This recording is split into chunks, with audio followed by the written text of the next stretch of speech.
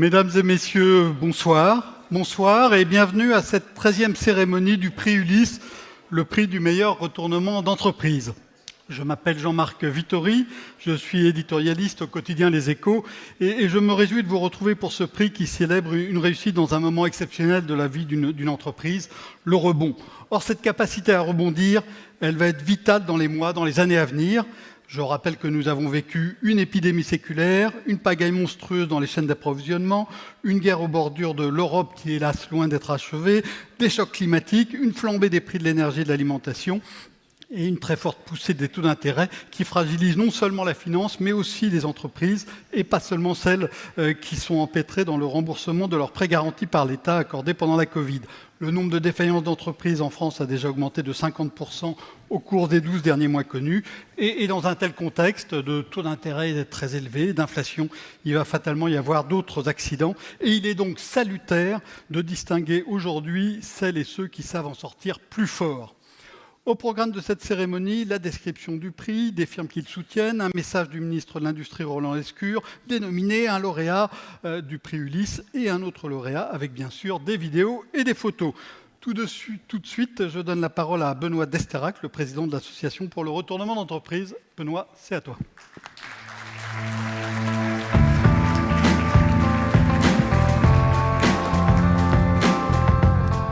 Merci Jean-Marc d'animer cette soirée. Au nom du bureau et de l'ARE, j'ai le plaisir de vous souhaiter la bienvenue. Merci à vous tous d'être présents ce soir.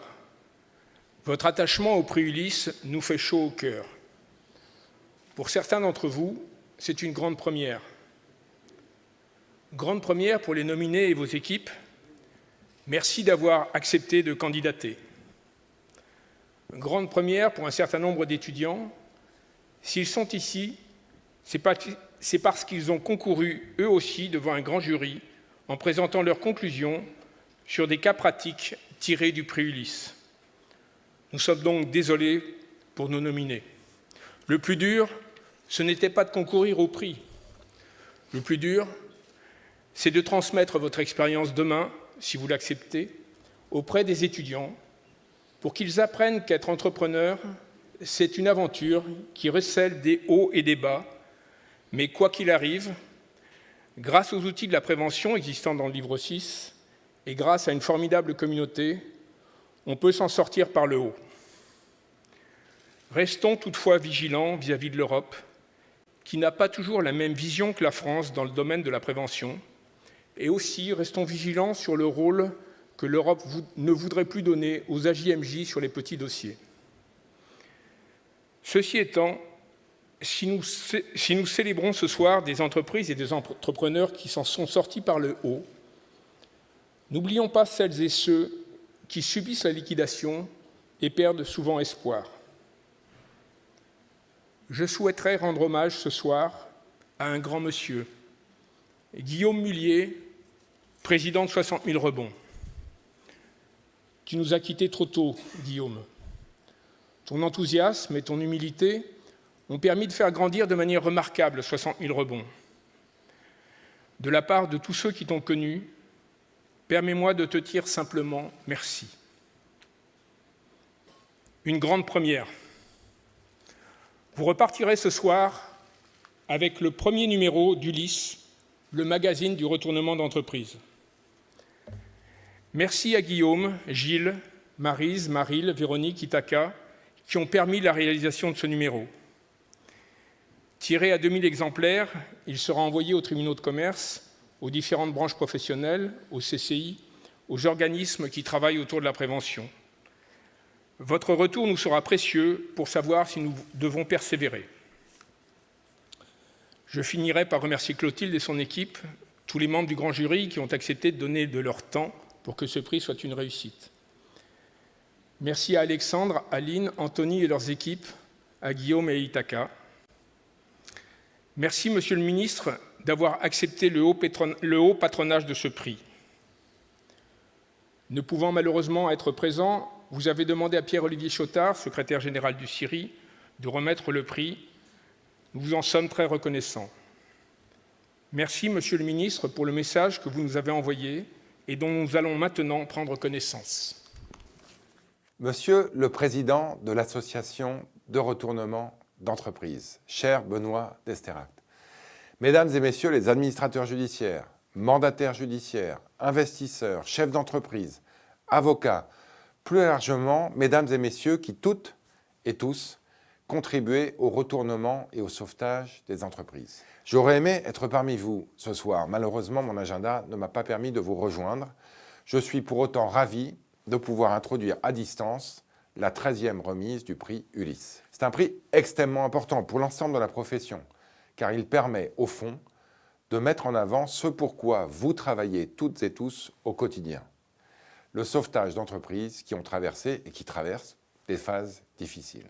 Et pour avoir travaillé sur certains dossiers, y compris très récemment, de retournement, depuis 8 mois, je mesure à quel point il est compliqué de réussir cet objectif commun et à quel point un dossier à succès témoigne avant tout d'efforts collectifs significatifs dans lesquels chacun d'entre vous et chacun d'entre nous a un rôle clé à jouer. Au fond, quand un dossier est réussi, c'est un succès collectif pour vous tous et vous toutes et pour la France. C'est d'abord le fait des chefs d'entreprise qui sont en première ligne. Ce sont ceux qui doivent, aux côtés de leurs salariés, se retrousser les manches et faire le travail dans les entreprises et sur le terrain, dans un environnement évidemment extrêmement incertain. Un retournement réussi, c'est forcément un travail d'équipe dans lequel le chef d'orchestre a une importance primordiale.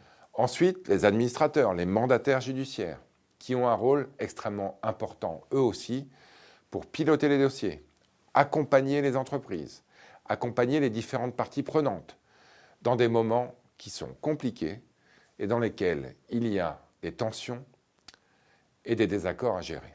Les investisseurs, les actionnaires, bien entendu, qui sont ceux qui, in fine, prennent le risque financier d'une reprise. Et c'est certain que ce sont souvent des investissements risqués. L'ensemble des professions de conseil qui permettent d'accompagner les chefs d'entreprise, les salariés, dans des moments heureusement peu fréquents, mais critiques dans la vie d'une entreprise. Enfin, également, grâce aux efforts des services de l'État, que ce soit le CIRI, l'ADIR, les CRP, que je tiens aujourd'hui chaleureusement à remercier pour leur implication et leur mobilisation de tous les instants. Un dossier réussi, c'est la somme de toutes vos compétences et de tous vos efforts. Et quand tout le monde tire dans le même sens, pour sauver une entreprise et pour sauver des emplois, l'État est toujours au rendez-vous.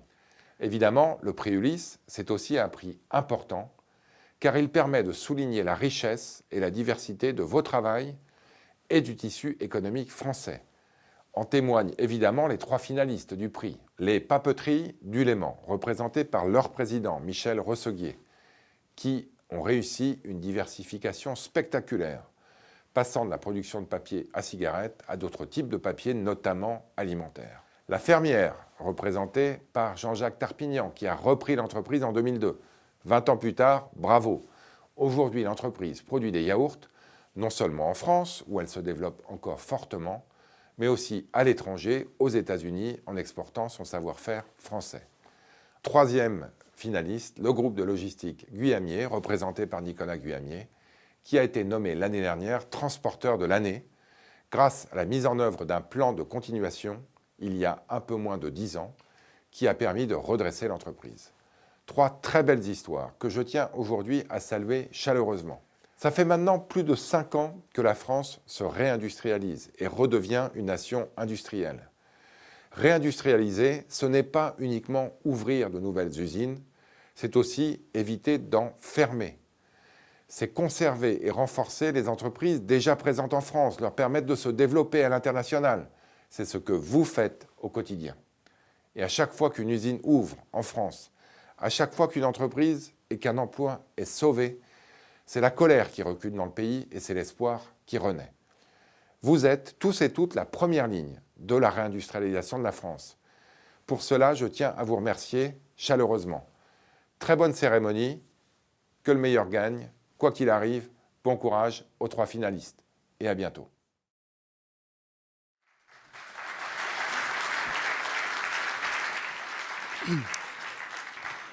Un prix important, c'était donc le message de Roland Lescure, ministre de l'Industrie. Après ces premiers mots, nous allons entrer maintenant dans le vif du sujet, ou plutôt le vif du prix. J'appelle à me rejoindre Clotilde Delemazure. Clotilde, vous avez joué un rôle important puisque vous êtes responsable du prix Ulysse et vous allez nous raconter la mécanique du prix Ulysse 2023. Bonsoir à tous. Alors nous sommes réunis pour l'édition 2023 du prix Ulysse de l'ARE, prix auquel nous sommes tous très attachés parce qu'il célèbre le succès d'entreprises passées par la crise, toutes exemplaires, et message d'espoir aussi dans un contexte quelque peu chahuté que nous vivons depuis quelques années. Votre présence en nombre ce soir est le reflet de ce succès, une nouvelle fois, et merci à tous de votre présence. Alors cette année, Monsieur le ministre les a présentées, 3 entreprises ont été sélectionnées par le comité Ulysse, toutes proches des montagnes. C'est un hasard, entre les Alpes du Sud, la Savoie et les Pyrénées. Dans l'ordre alphabétique, très rapidement la fermière, un accident industriel qui aurait pu être fatal, un retournement en plan de sauvegarde qui n'a pas empêché de se développer, comme on le disait, en Europe, mais également aux États-Unis. Les papeteries du Léman, une histoire de révolution du papier qui a traversé les tempêtes depuis un siècle grâce à un changement de cap industriel. Et puis Transport Guyamier, une saga familiale sur 3 générations qu'il a fallu bousculer, transformer d'un modèle familial en modèle profitable avec un plan de redressement qui a pu être remboursé avant son terme. Les composantes et points communs de ces aventures sont le courage, la force, la lucidité, l'humilité, la confiance et l'action, qui sont des qualités et des valeurs qui nous sont chères à l'ARE. Voilà, le suspense est entier et je vous souhaite une très bonne soirée.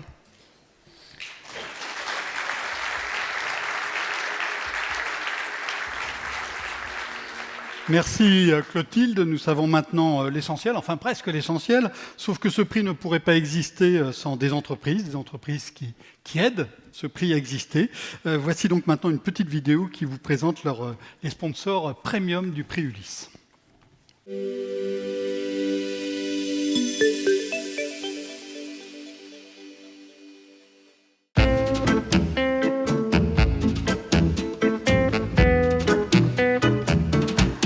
Dans la vie, le meilleur moyen d'éviter les problèmes, c'est encore de les anticiper. Et pour une entreprise, eh bien, c'est la même chose. On appelle ça la prévention. Dans le domaine du restructuring, 80% des entreprises qui passent en prévention s'en sortent, contre 25 à 30% en procédure collective. C'est imparable. Vous voyez, c'est imparable. Merci Serge. Mais en fait, la prévention, c'est quoi exactement ? En fait, la prévention, c'est savoir anticiper. C'est avoir les bons réflexes en cas d'accident de parcours, comme une baisse importante de trésorerie, la perte d'un client majeur ou la hausse des prix de l'énergie par exemple. Ce sont autant d'alertes qui doivent interpeller le dirigeant. C'est le bon sens paysan en quelque sorte. Et une fois qu'il a identifié tous ces petits clignotants, le dirigeant, qu'est-ce qu'il doit faire ? À ce stade, l'entreprise va encore bien. C'est précisément pour ça qu'il doit prendre conseil très rapidement, sans attendre. On appelle ça dans notre jargon privilégier le préventif plutôt que le curatif. Donc le législateur, dans les procédures collectives, a appliqué ce raisonnement-là. Le banquier en fait de même. Allez voir son banquier quand on est dans des conditions économiques favorables, dont de la trésorerie disponible, c'est mieux que d'y aller pendant la tempête. Ah bah oui, évidemment. Merci Nicolas. Donc, le dirigeant va tout de suite voir son avocat pour monter un dossier de prévention auprès du tribunal de commerce. Ça, c'est de l'anticipation. Tout à fait. Mais pour monter un dossier de prévention au tribunal de commerce, il faut travailler de concert avec d'autres acteurs. Eh oui, on a besoin d'experts. C'est un travail d'équipe. Déjà, il n'y a pas de bonne prévention si on ne connaît pas le passé et le futur de l'entreprise. N'est-ce pas Cédric ? Absolument. Réaliser un audit financier et opérationnel, c'est très important dans la prévention. Ça permet de dresser un diagnostic sur l'origine des difficultés et d'identifier les leviers à mettre en œuvre pour les surmonter. Après, la négociation occupe une place importante. Nous avons donc des experts à Paris et en région pour assister le dirigeant dans les négociations avec les banques, l'administration fiscale, les fournisseurs. Et ensuite, c'est au dirigeant d'appliquer ces précieux conseils ? Non, par définition, un entrepreneur n'est pas fait pour restructurer. Mais quand il est forcé de le faire, il doit se faire aider. Il ne doit pas être seul. C'est la clé de la réussite du retournement. D'accord. Donc là encore, on a besoin d'experts. des marins aguerris pour affronter la houle naissante, c'est ça? Tout à fait. Et c'est le rôle du management de transition, trouver la bonne personne au bon moment. On n'est pas encore dans la crise, on a besoin de marins aguerris, comme vous le disiez, mais pas encore d'urgentistes. Pas d'urgentistes? On a besoin de quoi alors? Des généralistes? Oui, en effet, on va aller chercher des profils de managers plus que des techniciens du restructuring. On va aller chercher des gens qui vont faire de la pédagogie, de la communication, restaurer la confiance, structurer l'information financière par exemple. On va aller chercher des gens qui vont recentrer et retourner le business, faire du business développement et donc se concentrer sur effectivement les restaurations de la marge ou par exemple le financement alternatif. Et puis, il y a la question de la trésorerie aussi, très importante. Comment fait-on quand les banques ne sont plus en confiance? Eh bien, il faut faire appel à des banques spécialisées parce que les process qui sont au service de l'entreprise, mais également utiles pour les mandataires de justice, respectent scrupuleusement la législation dans ce type de procédure. Bon, on a bien compris, la prévention, c'est la solution dans laquelle il faut investir. C'est pour ça que l'ARE sensibilise les chefs d'entreprise à ces procédures depuis plus de 20 ans. Et vous savez quoi? Ça marche. Les procédures de prévention sont en augmentation de 27% par rapport à l'année dernière, et ce, quelle que soit la taille de l'entreprise. Désormais, la plupart de nos dossiers sont des procédures de prévention. Pour nous aussi. Pareil. Même chose, même si on nous appelle encore souvent trop tard. Ah bah super! Tout le monde est d'accord alors! Et comment vous expliquez ce nouvel élan pour la prévention? En fait, les dirigeants vivent des crises de plus en plus rapprochées. C'est l'exemple de la crise sanitaire, puis de la guerre en Ukraine. Ils en tirent les conséquences et agissent plus rapidement. Et puis on est beaucoup plus manœuvrant, beaucoup plus à l'initiative pendant la prévention que lors d'une phase plus réglementée, plus contraignante, plus encadrée, des phases avancées d'une procédure collective comme lors du redressement judiciaire. Malgré ça, la crainte du tribunal persiste encore chez certains dirigeants, n'est-ce pas? La honte d'être en situation d'échec, la peur d'éventuelles sanctions? C'est pourquoi à l'ARE, on travaille tous ensemble à lever ces freins. En faisant des propositions concrètes au pouvoir public pour que le tribunal ne soit plus un repoussoir. Et on va y arriver. Quoi qu'il en soit, le succès du prix Ulysse démontre bien que s'engager dans de telles procédures demande du courage et de la résilience. Rien de honteux dans tout cela. Oui, une prévention réussie, c'est l'aboutissement d'une aventure humaine. Nous, les partenaires, nous, banquiers, on est fiers d'avoir apporté notre petite pierre. Et voilà, merci à vous tous. Donc, on a bien compris. Pour vous, acteurs du restructuring, la prévention est la solution la plus efficace. En conclusion, anticiper, c'est la clé du succès.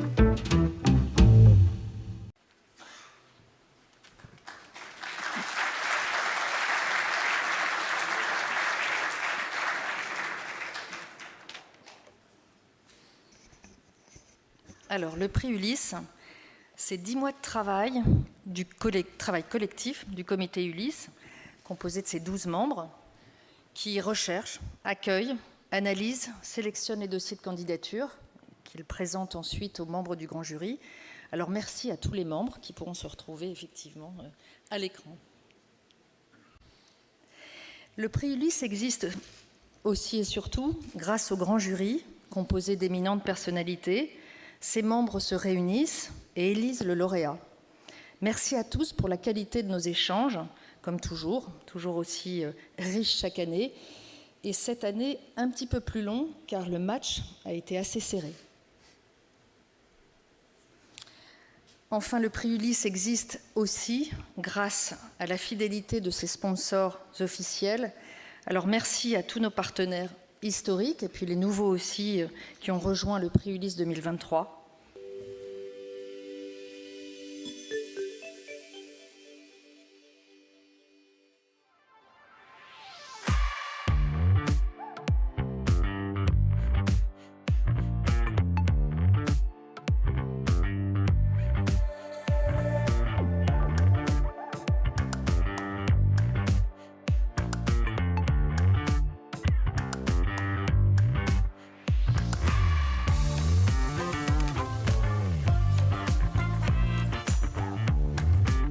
La première. Pour faire du restructuring, il faut être engagé et ne pas être têtu. Sans doute inconscient et ne pas être fermé sur le monde. Impliqué totalement et ne pas être empli de certitude. Ne pas penser qu'à soi. Et être courageux également. Bien. Je ne sors jamais sans ma cravate. 115 kilos de trucs dans mon sac. Sans mon code de commerce, mais mes équipes diront que je ne suis pas crédible. Donc en réalité, je ne sors jamais sans mon chien. Et ton code de commerce, même le week-end, il est dans ta poche. Exactement, le code de commerce, le week-end, il me sert à plutôt caler mes meubles en fait. Ah, ça, c'est sérieux. Et le chien, il lit le code de commerce aussi? Ouais, il est meilleur que moi d'ailleurs. Je ne sors jamais sans mon gros sac dans lequel j'ai tous mes dossiers. Maintenant, les dossiers tiennent tous dans le téléphone. On va pas les miens. Voilà, c'est facile. Hein. Je ne sors jamais sans mon iPhone. Tu ne sors jamais, mais... Je ne sors jamais du bureau. Le prix Ulysse, il est utile pour l'exemple, pour mettre en avant les dirigeants, les entrepreneurs et le fait que ça peut marcher. Pour démontrer qu'un retournement est possible. Pour se retrouver tous ce soir. Pour faire comprendre notre métier. Je valide, pas mieux. Vous ne le savez pas, mais j'ai une passion chocolat noir et je vais à toutes les réunions avec du chocolat noir, mais que je partage. Pour le moment, j'ai pas eu de partage de chocolat de mon côté. Promis, la prochaine fois, t'en auras double ration. Vous ne le savez pas, mais j'ai des cheveux gris depuis 25 ans. Depuis que j'ai 25 ans. Je suis un juriste qui s'est égaré dans la finance. Bah non, je ne vais pas le dire puisque vous ne le savez pas. Ce que je préfère dans le métier, c'est travailler en équipe et accompagner les chefs d'entreprise. C'est l'aspect humain et le fait de réussir en équipe à sauver des emplois et des entreprises. C'est les entrepreneurs. C'est d'être éligible au prix Ulysse, voire de le gagner. Alors j'ai des talents cachés, comme par exemple l'orgue. Le piano, mais pas dans une église. Et comme par exemple ma sauce tomate. Alors moi j'ai des talents cachés, mais qui sont tellement cachés que ça fait 15 ans que j'en ai plus fait, qui sont le piano et la clarinette. Ensemble? Ouais. La cuisine, mais je suis le seul à penser que c'est un talent. Travailler en équipe, ça veut dire pouvoir se faire des bisous, mais aussi se mettre des baffes quand il le faut. Écouter, mais aussi prendre des décisions quand il le faut. C'est à peu près la même chose en d'autres termes. En version polie. Être à l'écoute, effectivement, mais aussi... Travailler dur soi-même, mais aussi et surtout écouter. Et c'est ça qui fait avancer. Faire partie de la RE, c'est une expérience du collectif. Expérience nouvelle me concernant. C'est une expérience de 20 ans. De camaraderie et d'échange. Les dirigeants sont des gens souvent isolés en situation complexe. Notre métier est de les aider. Ce sont des gens complexes et qu'il faut comprendre. Ce sont des gens qui ont d'énormes responsabilités, qui doivent gérer énormément de problématiques. Ce sont des gens pluridisciplinaires et avec une grande capacité d'entraînement. Ce sont des gens qui se révèlent en temps de crise, en bien ou en mal. Je ne dis jamais impossible, mais je dis toujours compliqué. Je ne dis jamais c'est impossible, mais je dis toujours on va essayer d'y arriver. Je ne dis jamais on n'y arrivera pas, mais je dis toujours ça va pas être simple. L'angosha, moi je dis pareil. Je vais le dire un peu différemment, je dis jamais c'est impossible, mais je dis toujours pourquoi pas. Je me demande souvent pourquoi pas. Dans les réunions de négociation, les gens se parlent si mal. Exactement ce que j'allais dire. Là, je suis en train de me demander pourquoi moi je me pose pas autant de questions. Certaines réunions peuvent être aussi longues alors qu'on finalement pourrait les régler un petit peu plus vite. Ça n'est qu'à 3h du matin qu'on commence en fait à sortir les choses.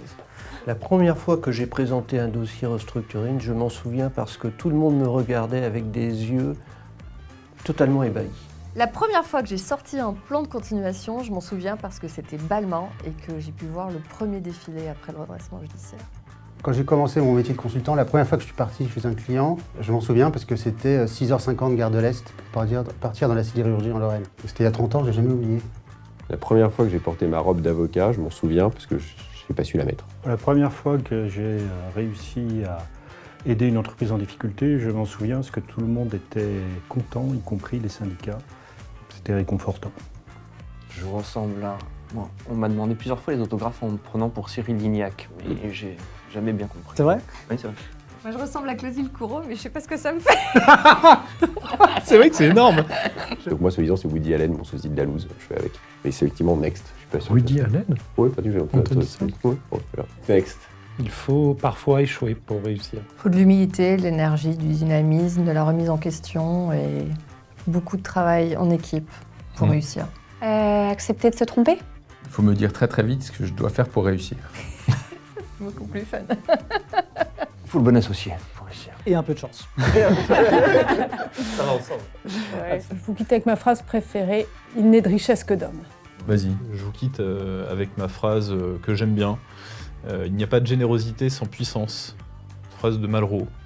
Joli ça. Oui. Mais j'aime bien la phrase de Mandela qui disait que on ne perd jamais, soit on gagne, soit on apprend. On a les droits Ça, c'est ma phrase préférée. Essayons d'être optimistes et à très bientôt. Je n'ai pas de phrase préférée en fait. Donc, je vous quitte avec au revoir.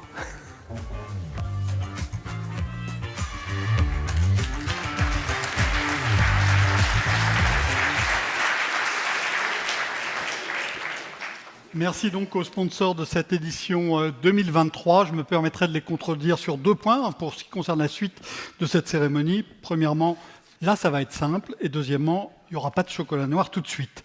Nous nous rapprochons maintenant du grand moment. Qui sera le lauréat du prix Ulysse 2023? Cette année, il y avait 3 finalistes. On a vu 3 secteurs très différents, 3 régions différentes. Par ordre alphabétique, on commence par la lettre L, la fermière. On continue avec la lettre P comme papeterie du Léman. Et on finit avec la lettre T de transport Guignamier. Voici leur histoire, ou plutôt leurs histoires en vidéo.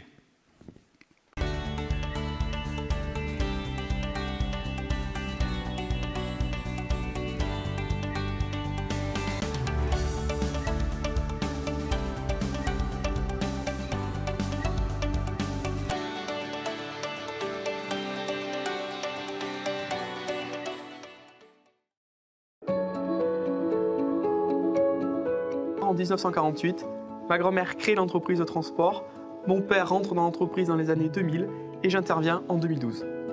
Nous sommes transporteurs et en tant que transporteurs à la demande, nous livrons des marchandises à des clients finaux. Notre rayonnement, au départ du 33, 40 et 64, globalement la Nouvelle-Aquitaine, à destination de toute la France et pour la société Atlantique Europe Express jusqu'en Angleterre. Les difficultés ont commencé en 2007 avec l'augmentation du prix du gasoil. De ce fait, nos entreprises n'étaient pas structurées pour refacturer le prix du carburant, ont créé des déficits importants et à la suite de quoi l'entreprise a connu les difficultés. Mon travail a été de mettre de l'informatisation en place et des process afin de pouvoir refacturer le prix du gasoil. Cela s'est traduit par la mise en place d'un ERP et de formation de l'ensemble des collaborateurs. C'est Jérôme des Transports Guignamier. La réussite de ce retournement a été liée à nos équipes qui se sont mobilisées, à nos clients qui ont compris et accepté que nous devions revaloriser nos tarifs, à la mise en place d'outils de gestion, c'est-à-dire du contrôle de gestion avec des situations mensuelles par conducteur, par client, afin de pouvoir toujours augmenter nos tarifs via nos charges et d'être quasiment en direct. Au début du retournement, tous nos salariés ont accepté de baisser leur salaire afin d'aider l'entreprise à avancer et accélérer et je m'étais engagé à la fin du retournement à réaugmenter les salaires et à mettre en place des primes. L'équilibre est toujours fragile. Une entreprise, ça tient à ses équipes, ça tient à ses clients et ça tient à pas grand-chose, mis à part à de la détermination, à de l'envie et de l'engagement. Le rugby m'apporte beaucoup et m'ont apporté la quasi-totalité de mes managers qui m'aident et qui m'ont aidé au quotidien à relever le défi de sauver l'entreprise. Je suis le capitaine de ce navire, mais n'empêche que ceux qui travaillent tous les jours et au quotidien sont les collaborateurs qui font que l'entreprise avance et d'avoir été sélectionné au prix Ulysse, c'est une marque de reconnaissance de tout le travail qui est accompli depuis toutes ces années.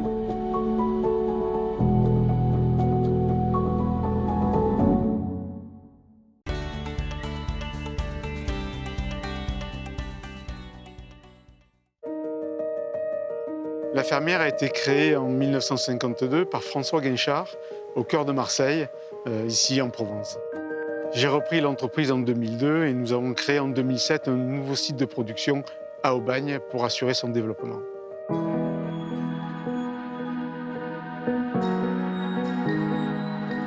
La construction de ce nouveau site a été une épreuve car elle a pris une année de plus que prévu. Cette situation a freiné le développement de l'entreprise, nous empêchant de développer de nouveaux produits et a mené des difficultés financières importantes. Ce qui nous a obligés en 2009 à placer l'entreprise sous la protection du tribunal de commerce de Marseille. 2010, qui fut l'année de passage en sauvegarde, fut une année pour nous de stabilisation. Mais dès 2011, nous avons retrouvé une forte croissance et avons pu recommencer à développer l'entreprise. Des affinités familiales ont fait que le marché américain, pour nous, était évident. Nous nous sommes intéressés dès 2016 avec l'équilibre qui était revenu dans l'entreprise et nous avons effectivement pu avoir une forte croissance dès 2017 sur ce marché qui continue aujourd'hui et qui est notre première source de développement hors France. En 2010, lorsque nous sommes passés en sauvegarde, l'entreprise faisait 17 millions d'euros de chiffre d'affaires. Nous en faisons aujourd'hui 50 en France. Aux États-Unis, depuis 2017, nous sommes passés donc de 0 à 14 millions de dollars de chiffre d'affaires, avec une progression de 50% par an aux États-Unis et de 7 à 10% en France.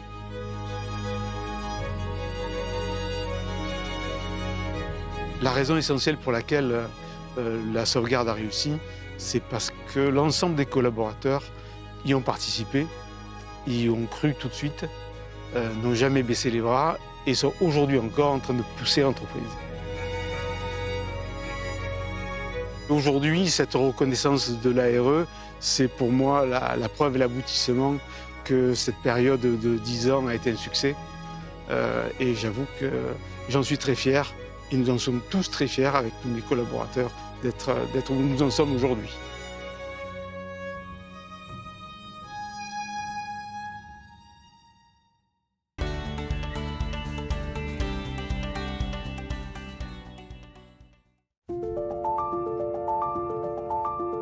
Les papeteries du Léman ont été fondées en 1921 par les frères Maurice et Jacques Bonstein, ici, sur les bords du lac.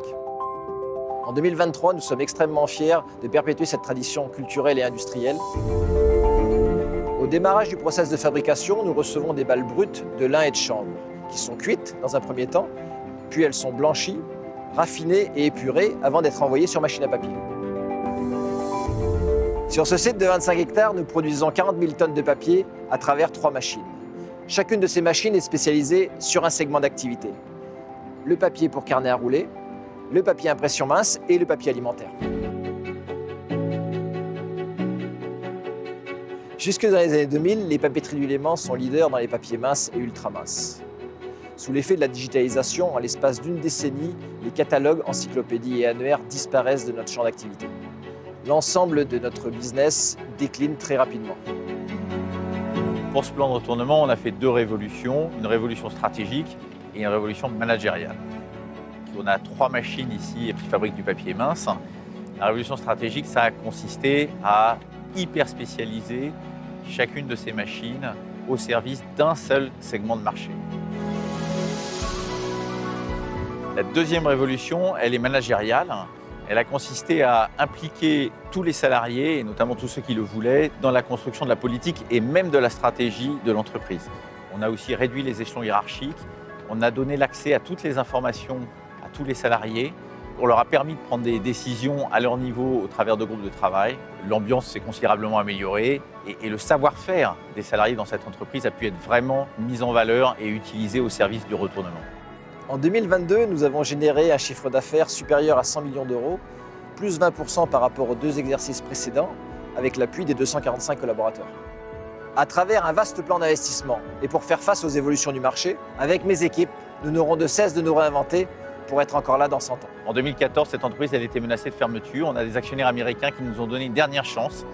Et cette chance, les salariés l'ont saisie grâce à leur savoir-faire, mais aussi grâce à leur engagement. Et on est super heureux que ça puisse être mis en valeur aujourd'hui.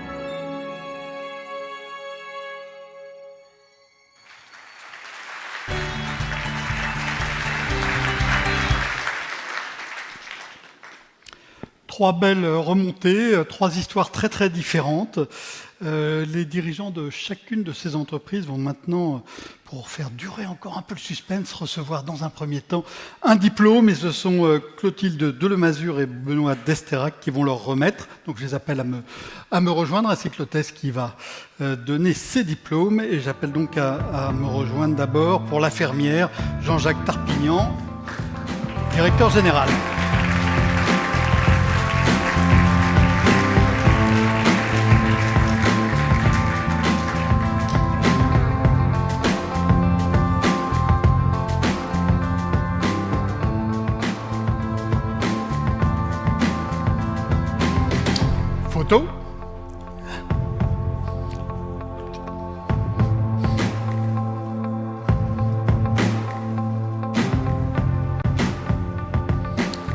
rester sur scène, pour l'instant.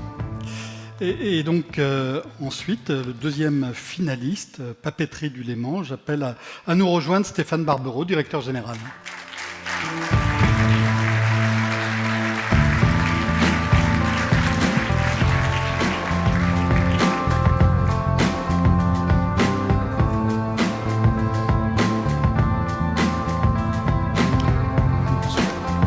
Photo aussi.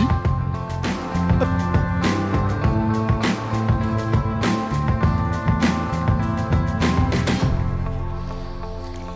Troisième finaliste, j'appelle maintenant Nicolas Gugnamier des Transports du même nom à nous rejoindre aussi.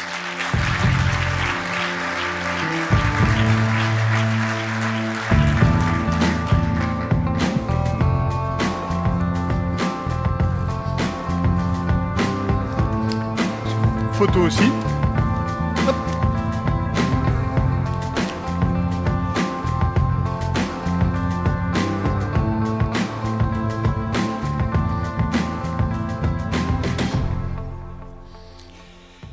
Eh bien, maintenant, prix. Le premier des prix. Ce n'est pas encore le prix Ulysse, mais c'est un prix qui me tient particulièrement à cœur, car ce sont les lecteurs de mon journal, Les Échos, qui ont choisi le lauréat. Ils ont été nombreux à voter sur Internet, et c'est à moi de vous dévoiler ce gagnant. Il y a une muraille de Chine, donc je ne sais rien. Je n'ai pas été tenu au courant du vainqueur. Je vais donc le découvrir avec ce petit... Le premier, juste. Voilà. Et donc,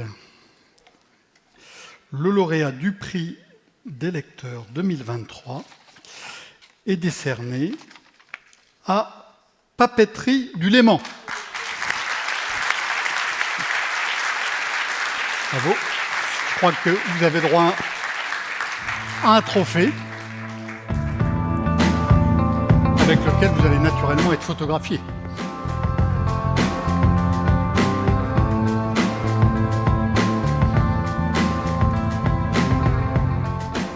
Quelques mots? Ben, merci beaucoup. Je suis très touché. J'ai pas préparé de discours comme mes camarades avant. Non, ben, ce prix, vous avez vu un petit film de ce que l'on fait. Donc nous, à travers ce prix, c'est la récompense du travail de 250 collaborateurs. Hein. Mais j'ai 10 camarades avec moi qui sont venus et qui, bien sûr, que j'associe à cette récompense. Michel et Grégoire du cabinet Prosphère, bien sûr, qui nous ont donné un électrochoc salvateur en 2014 pour nous aider sur le chemin de la responsabilisation. Moi, j'ai vu donc tous les sponsors qui avaient une petite phrase. Ben, moi, mon mantra, il vient de Confucius, hein, c'est se préparer au pire, espérer le meilleur et accepter ce qui est. Voilà. Donc, ce sera ma petite phrase pour ce soir. Merci et bravo. Suspense maintenant à son comble. 3 nominés, mais un seul lauréat pour le prix Ulysse. Vous êtes toutes et tous sur des charbons ardents. Et c'est donc Benoît Despérac qui va enfin nous dévoiler le nom du grand gagnant. Et Pierre-Olivier Chotard, le secrétaire général du CIRI, le comité interministériel de restructuration industrielle, qui va remettre le prix. Benoît, je crois qu'on va vous apporter la dernière enveloppe. Non? Hop, voilà. Oui. Et vous le donnez à monsieur Despérac, qui va regarder et découvrir. Je vais voir si c'est le même. Non. Benoît, c'est bien l'enveloppe qu'il fallait ouvrir. C'est bien l'enveloppe qu'il fallait ouvrir. Donc, le gagnant du prix Ulysse 2023, ce sont les Transports Gugnamier.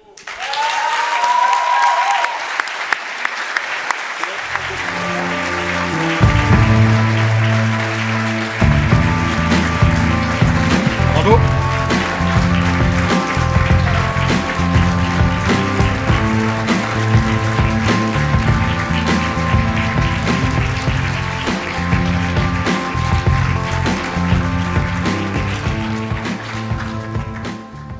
Belle ovation, mais vous n'allez pas vous en tirer comme ça, il faut À vous de prononcer quelques mots. Écoutez, mesdames, messieurs, tout d'abord un grand merci. Un grand merci à Sébastien Vigreux, notre administrateur judiciaire en 2014.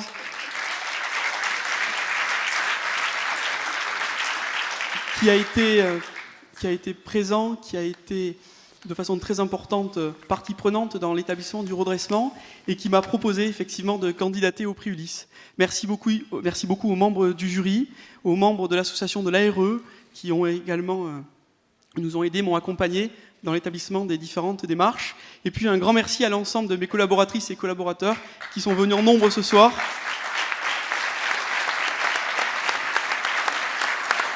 À mon ami Didier Pichot, qui m'a beaucoup aidé. C'est un Angoumoisin, président du club de rugby d'Angoulême. Nous partageons des valeurs communes, puisque je suis président d'un club de rugby sur Florac, et Didier m'a accompagné au tout début du redressement. Donc un grand merci à l'ensemble des collaboratrices, des collaborateurs qui fournissent un travail important. Et c'est ce que j'ai présenté lors de mon entretien et lors de tous les entretiens d'ailleurs que je peux faire, c'est de dire que pour redresser une entreprise, il faut des équipes, mais il faut surtout, nous avons 3 maîtres mots qui sont l'humilité, l'engagement et le respect. Et pour moi, il n'y a que ça, c'est-à-dire que nos collaboratrices et nos collaborateurs soient unis pour relever l'entreprise dans ces moments qui sont particulièrement compliqués. Encore une fois, un grand merci. Merci beaucoup d'avoir voté pour nous et félicitations aussi aux autres candidats pour les prix. Merci beaucoup.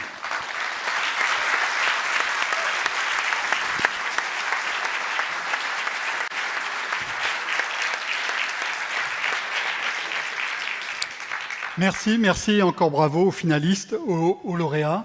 Cette cérémonie va maintenant s'achever, mais avant, une requête, une promesse et une annonce qui vous intéressera particulièrement. La requête, le lauréat, les nominés, les partenaires, vous êtes réquisitionnés pour la grande photo finale. Donc il y en a déjà un certain nombre sur scène, mais il y en a dans la salle qui vont aussi nous rejoindre.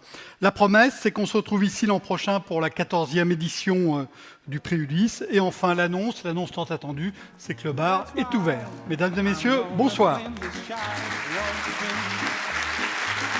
Écoutez, je ne vous cache pas que je suis assez ému, parce que c'est quand même un très beau titre.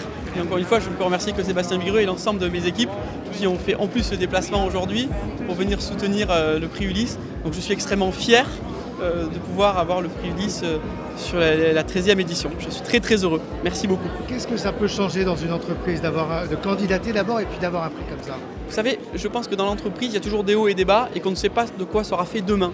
Et je reste convaincu que de continuer à être dynamique, à apporter plein d'éléments, à apporter un prix tel que le prix Ulysse, va continuer à motiver et surmotiver nos équipes pour passer les différents orages que nous aurons sur 2023.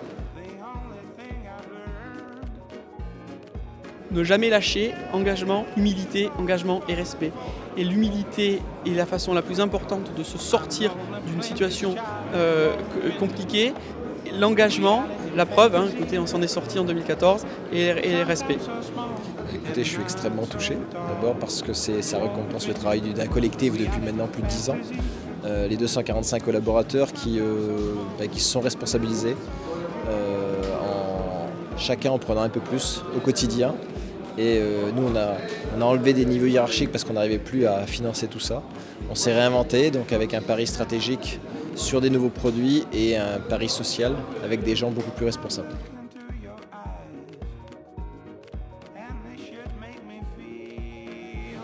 C'est consacrer le travail, ça veut dire qu'on est reconnu par nos pairs, par des gens qui sont passés par des chemins difficiles et qui reconnaissent cet aboutissement. Alors on n'est pas au bout du chemin, on est sur le chemin, mais pour moi, chef d'entreprise qui suis juste un passeur, un chef d'orchestre, je suis extrêmement fier pour les équipes et pour l'ensemble de l'entreprise. Oubliez que vous n'avez aucune chance, essayez. Allez-y, foncez. Non, c'est extrêmement valorisant. Au départ, Michel m'a conseillé de le faire.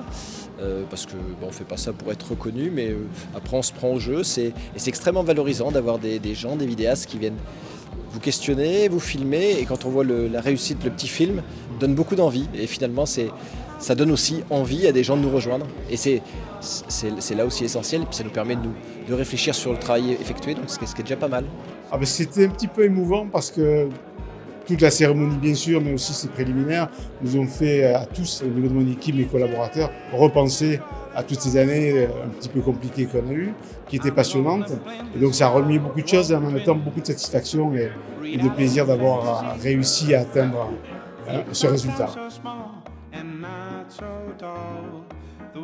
Et c'est un petit peu la reconnaissance justement de tout ce travail et du fait qu'on soit parvenu au bout de cette période de 10 ans avec succès. Rien que d'avoir été nominé, de toute façon, déjà, c'était une énorme satisfaction. D'avoir pu travailler avec les équipes de l'ARE également, ça a été très intéressant. On a pu reparler de beaucoup de choses et c'était passionnant. Et puis bon, malgré tout, être nommé, c'était déjà bien, c'était déjà fort. Comme d'habitude, un événement super bien organisé, de beaux candidats, de beaux dossiers, et la preuve que de la crise peut arriver le rebond et la réussite dans la foulée. Ouais, une très très belle 13e édition. De notre côté, on a été encore une fois fiers de la sponsoriser. On a un vainqueur pour le coup qui, de mon point de vue, sort de l'ordinaire, mais par rapport à toutes les éditions qu'on a eues précédemment. Une très belle aventure spécifiquement humaine et qui nous ressemble beaucoup, donc on est content de sponsoriser spécifiquement cette 13e édition.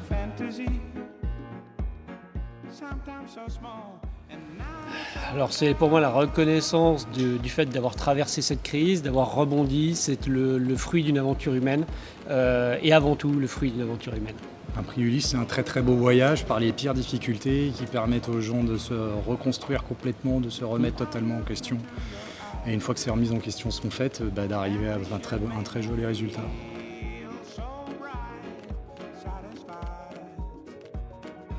Pour moi, la grande fierté d'avoir accompagné ces parcours humains, ces difficultés, et d'être passé à travers ces moments qui ne sont pas toujours évidents, et d'être sorti par le haut de tout ça. C'est de sentir l'utilité de son métier.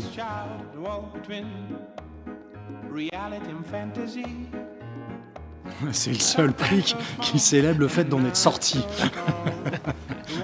Et effectivement, ça se célèbre, on est d'accord. Moi, je ressors avec beaucoup de dynamisme ce soir et beaucoup de positivité, pour parler en mauvais français, parce que j'ai vu des entrepreneurs avec qui on a eu l'occasion d'échanger, qui sont extrêmement engagés pour leur entreprise, qui font preuve d'un courage entrepreneurial massif sur les territoires, au service de leur entreprise, qui ont de l'abnégation, qui se battent pour leur entreprise, et avec succès. Et on en a récompensé un, mais les trois avaient beaucoup de mérite, les trois auraient mérité.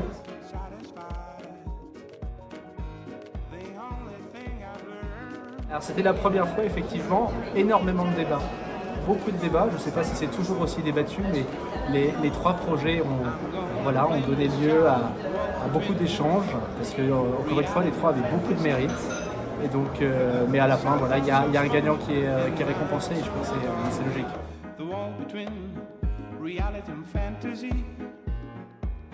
Mais d'abord, heureusement, c'est pas le même. C'est bien, parce que je trouve que c'est l'occasion d'en récompenser deux. C'est une bonne chose et je crois que ça témoigne à nouveau que les trois projets étaient de très grande qualité et qu'il n'y avait pas un vainqueur qui s'imposait naturellement pour tous.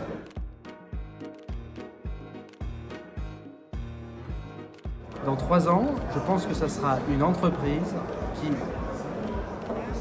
aura eu affaire à un nombre de défis considérables. Parce que comme vous le savez, on récompense au prix Ulysse des entreprises qui ont réussi leur retournement depuis 7-8 ans. Donc ça veut dire que c'est une entreprise qui aura eu 4-5 crises derrière elle. C'est une entreprise qui aura su être très inventive. C'est une entreprise qui résolument aura été tournée vers le développement durable. Parce que plus les jours passent et plus on se rend compte qu'aucune entreprise ne réussit sans être verte et durable. Et donc je crois que ce sera une réussite forte qui montrera encore une fois la résilience de notre tissu économique français. Une cérémonie fluide avec un discours du ministre passionnant et des acteurs engagés. Une édition hors du commun parce que 3 candidats très différents. Un jeune qui a commencé à 25 ans à trouver des difficultés et qui gagne le prix, pour moi c'est incroyable.